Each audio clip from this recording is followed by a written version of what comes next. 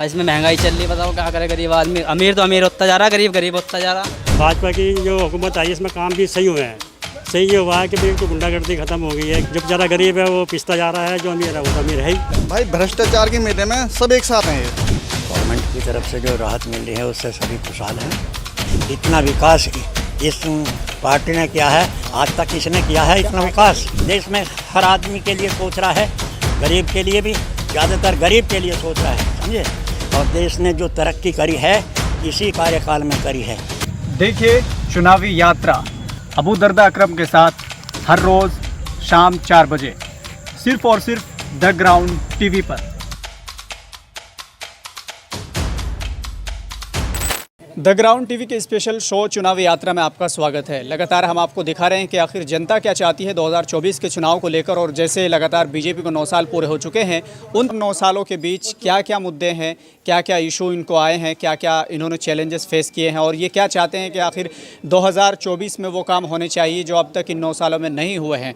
फिलहाल हम गाँव में मौजूद हैं जो भंगेला के नाम से जाना जाता है। गाँव की एक अच्छी बिसात मानी जाती है कि चौराहे पर या किसी पेड़ के नीचे लोग बैठते हैं और वो अपने गपशप करते हैं, बात करते हैं और चुनावी रणनीतियाँ तैयार करते हैं।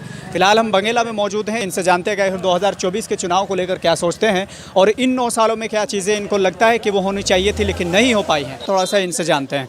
क्या नाम है? गुलफाम है जी। गुलफाम, गाँव का माहौल कैसा लग रहा है 24 के चुनाव को लेकर? माहौल तो अच्छा है जी। अच्छा, बात की जाए इन 9 सालों के अंदर विकास कैसा रहा है? विकास तो कैसा भी ना है जी। हिंदू मुस्लिम है और तो कुछ नहीं है इस सरकार में।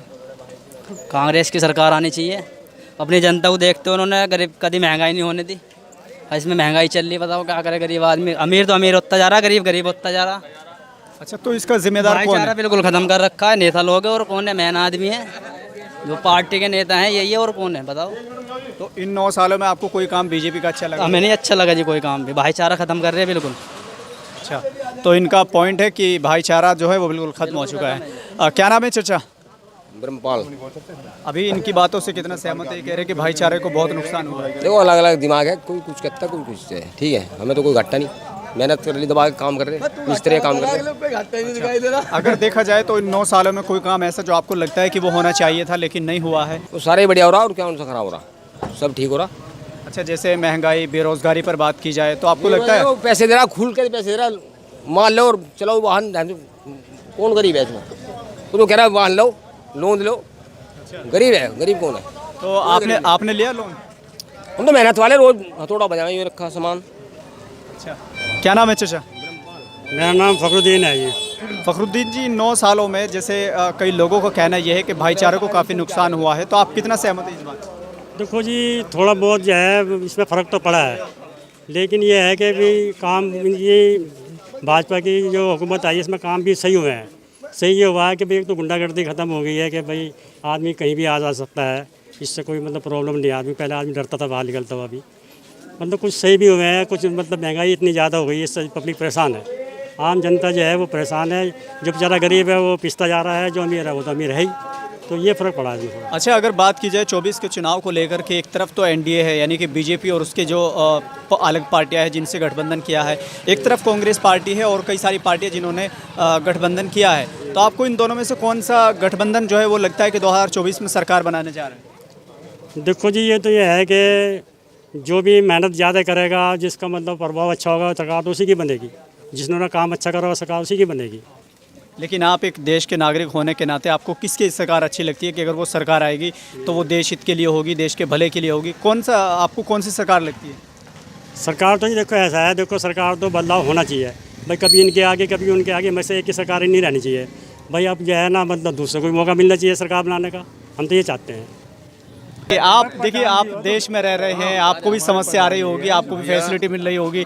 2024 के चुनाव को लेकर क्या सोचते हैं आप? जितनी नेता बिरादरी है ना, सब एक जैसी, एक चट्टे बट्टे के जा रहे हैं। ये सब बदमाश एक ही थैली के चट्टे बट्टे, सब रंग रूप अलग है।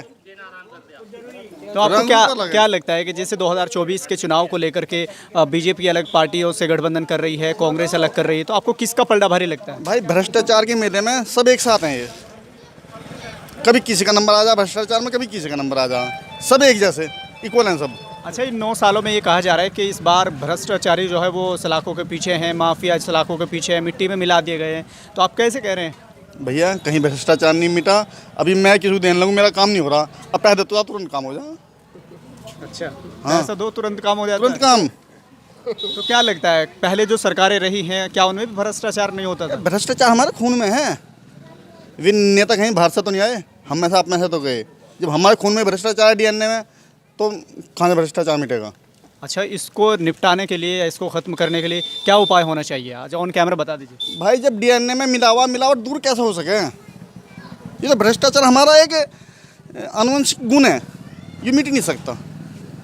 तो क्या अब जितने भी तमाम नेता आएंगे क्या वो सब ऐसे रहेंगे? कैसे इक्वल हैं सब? तो फिलहाल आपकी नज़रों में कोई ऐसा नेता है कि नहीं? कोई है ही नहीं ऐसा नेता। तो 24 में किसको जिता रहे हैं फिर आप?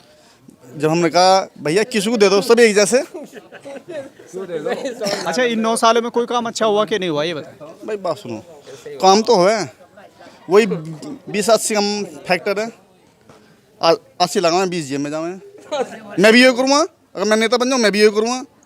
आप बन जाओगे आप भी ये करोगे। नहीं, हम नेता नहीं बनना चाहते। नहीं। हम तो जनता से जुड़े हुए लोग हैं। जो मीडिया विभाग है वो भी बिका हुआ है। देखिए आज सुनो, आज जागरण की बता रहा मैं आपको, पंजाब का 2 पेज पंजाब के भरे हुए। जागरण पंजाब का जो वो है वो उन्हें जागरण वालों पैसे दे रहा, वे छाप रहे। प्रिंट मीडिया की अलग चीज़ होती है, डिजिटल मीडिया एक अलग चीज़ होती है, लेकिन हम तो लोकल के पत्रकार हैं, आप लोगों से जुड़े हुए हैं, तो हमारा तो आप जानते ही हैं हम कैसे हैं क्या नहीं है। लेकिन मुद्दा जो है हमारे देश में फ़िलहाल क्या क्या मुद्दे हैं चुनाव को लेते हुए, क्योंकि आप 24 में चुनाव होंगे तो आप वोट डालेंगे तो क्या मुद्दे आपके दिमाग में होंगे वो बताएं थोड़ा। भाई मुद्दा है देश को ऊंचा उठाना, और जो देश को ऊंचा उठाएगा वोट उसे देंगे।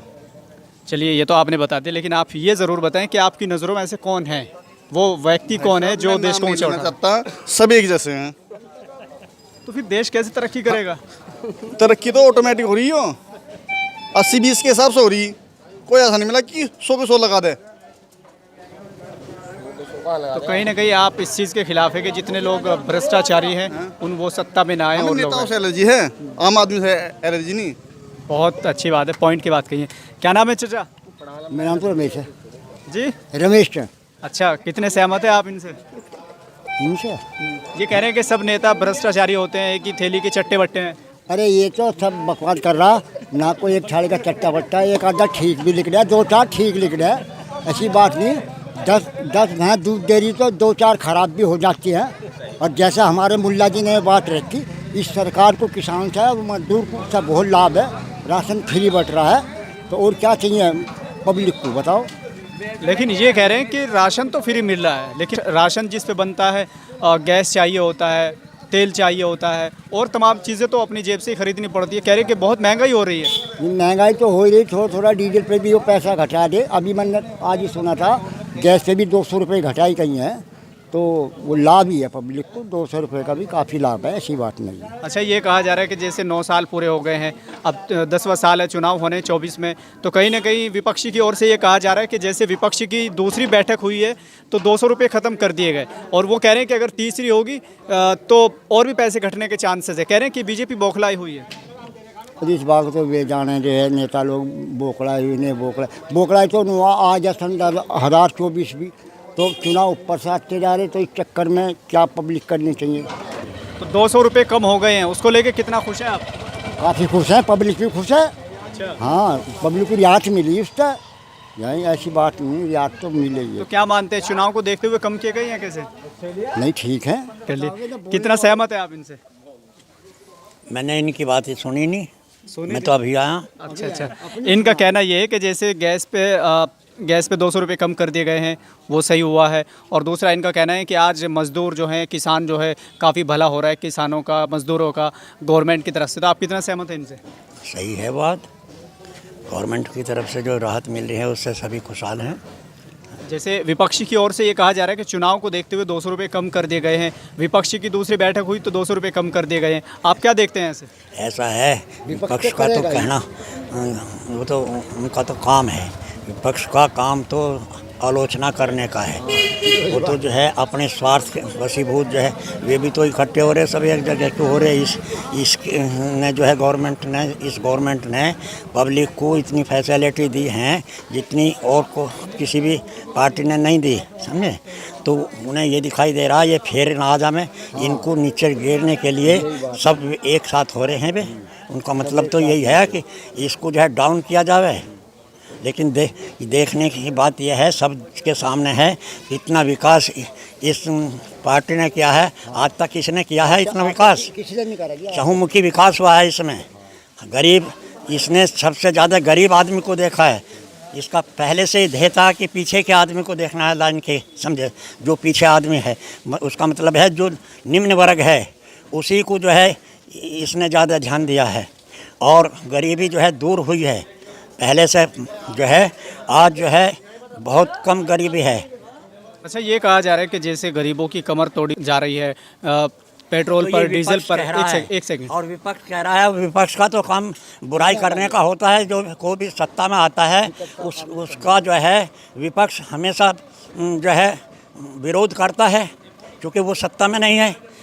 मोदी ने जिस समय शपथ ली थी ये कहा था कि मैं अपने लिए कुछ नहीं करूँगा और पक्षपात नहीं करूँगा। आज वो पक्षपात नहीं कर रहा, देश में हर आदमी के लिए सोच रहा है, गरीब के लिए भी, ज़्यादातर गरीब के लिए सोच रहा है, समझे। और देश ने जो तरक्की करी है इसी कार्यकाल में करी है। जितनी तरक्की इस समय में हुई है, आज वर्ल्ड में भारत का नाम है, समझे। चंद्रयान 3 के लिए सबने प्रयास करा लेकिन सफल नहीं हुई है। जिनके कार्यकाल में चंद्रयान 3 जो है सफल हुआ और चांद पर हिंदुस्तान पहुंच गया, पूरे वर्ल्ड में चौथे नंबर पर आ गया। तो बुराई करने का तो विपक्ष का काम है। कोई भी प्रधान हो जाओ, जो विपक्ष होंगे वो उसका विरोध करेंगे। ये क्या कर रहा है, वो कर रहा है, इतनी पैसा आ गया है, उसको खा गया है, ये तो सब काम विपक्ष का काम होता है, तो विरोध करना। आप एज ए देशभक्त आपको क्या लगता है कि 9 सालों में कुछ कमियां रही हों? क्योंकि सरकार होती है तो कुछ ना कुछ कमी रहती है। आपको क्या लगता है 9 सालों में कि परमात्मा में भी काटता है इंसान, जो इस सृष्टि का रचयिता है उसमें भी कमी काटता है। यहाँ बारिश नहीं हो रही, यहाँ के लोग जो कह रहे बारिश नहीं हो रही, एक जगह जो है त्राई मच रही है। तो मतलब जो है ये तो जो है काम है दूसरे का अब विरोध करना, समझे, कमी।